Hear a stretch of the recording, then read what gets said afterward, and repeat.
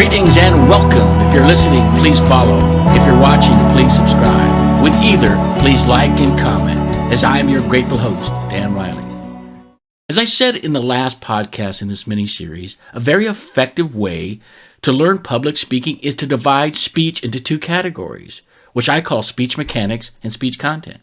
Again, speech content is the words themselves. This will include storytelling, rhetoric, rhetorical devices, and sensory-specific language. Speech structure, speech construction, just to name a few. We'll go deeper into this topic next week. Today I want to talk about speech mechanics. This is everything about a speech, or more specifically, communication of any kind that are not the words, but part of the delivery mechanism. How one can make their words land with maximum impact. I'll get more into speech mechanics in just a second. First, I want to explain why this is so important for communication in business today. In public speaking parlance, the majority of communication taking place in the business world today is extemporaneous speaking, not classic speeches or keynotes. While at the same time, most public speaking training programs focus mostly on how to deliver a classic speech, which, don't get me wrong, is extremely important, but it should be in addition to, not to the exclusion of, all the other types of communication taking place in today's business environment. With extemporaneous speaking so prevalent in the corporate and entrepreneurial worlds, speech mechanics, while always important, takes on a larger role than it otherwise would. In these environments, the speech culture is such that soaring rhetoric and storytelling are largely absent. Previously, I dedicated an entire video to this topic. I'll place a link in the description. What is missing in virtually all public speaking training courses today is the understanding that each industry and company therein have a tacit speech culture, and this culture will always trump formal training. A large part of what I do is to show how to integrate tried and true classic rhetorical skills into the industry or company-specific speech culture one finds oneself in. Okay, what is extemporaneous speaking? Webster defines extemporaneous as spoken or done without preparation. In the speaking world, it's understood as a prepared, well-rehearsed speech, but not read or memorized. Think of the business world with all its reoccurring meetings, sales and marketing, profits and loss, project updates, fundraising, key performance indicators, to name a few. They all require attendees to do some reporting or extemporaneous speaking. Good speech mechanics can assist in moving the presenter from a mere reporter of facts to an engaging speaker. Okay, let's talk about some of the specific speech mechanics. Among the most important, and this should be obvious, is body language. Don't, however, fall prey to the myth that body language accounts for a whopping 55% of your message. That number deals specifically with two experiments performed by Professor of Psychology Albert Mehrabian from UCLA many years ago regarding communication congruency on specific attributes.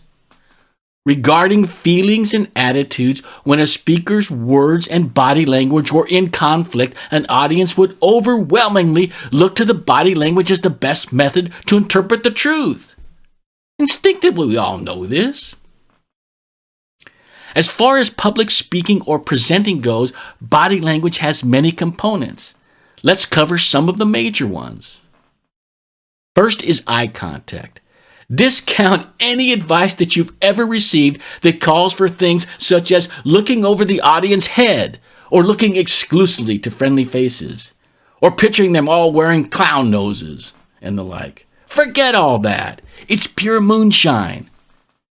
Shakespeare said the eyes are the windows to the soul. Of course they are.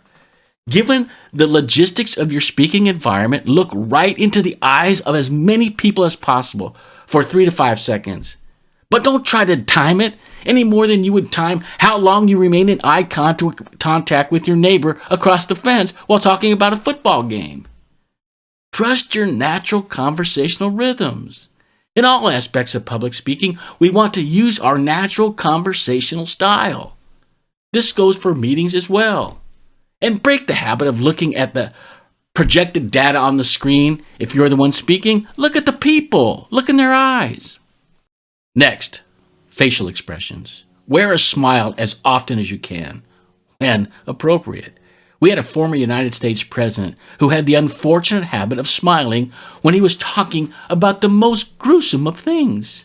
Why, those terrorists just beheaded 5 American journalists. And he would say it with a kind of smirk on his face. So don't suppress your natural facial expressions because you are speaking publicly. Accentuate them. They're aspects of you. They add to what makes you uniquely you, and add in large part to what will make you an effective communicator. If in normal conversation you tend to pause and raise your eyebrows after you make a point, continue to do so when you speak publicly. Let's talk about voice. Not the words, we'll talk about words next week, but your voice. How much variety do you use? Are you varying the pitch, the tone, the pace, and the volume while speaking publicly in the same manner that you do in your day-to-day life? If not, you are really limiting your impact. A monotone voice bores people to death. I have a dream today. I have a dream that one day, down in Alabama, with its vicious racists, with its governor having his lips dripping with the words of interposition and nullification. No, the most famous speech of the last century would have been rendered long ago to the dustbin of history if it were delivered in a monotone voice. The pause. To my way of thinking, this is the most underdeveloped and neglected skill in the universe of public speaking in the world of commerce today. There's a Zen koan that goes like this. It's the space between the bars that cage the tiger. It's the silence between the words that make the speech. The pause has several applications. Many masterful speakers like to use the pause after their setup to draw maximum attention to their punchline. Mr. Gorbachev, tear down this wall. Or Martin Luther King, how long? Not long. Depending on a particular speaker's natural cadence, it can also be used in the reverse way, pausing immediately after a thought they want the audience to ponder. And the poets, they said nothing at all. The pause is also a natural attention getter. Speech, by definition, is noisy. When there's a break in the noise, people notice, hey, what's going on here? I'm not hearing anything. Here's a great win-win application for the pause. Unskilled speakers are very uncomfortable with silence. They feel they need to fill every second with noise, and that is when all the ums, ahs, likes, and you knows enter the void.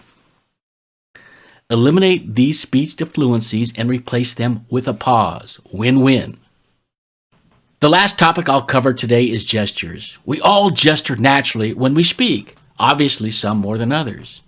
We don't even need to give any conscious thought to the process. We instinctively make gestures that perfectly augment our words, most of the time. When publicly speaking, however, we tend to truncate our gestures for a whole host of reasons.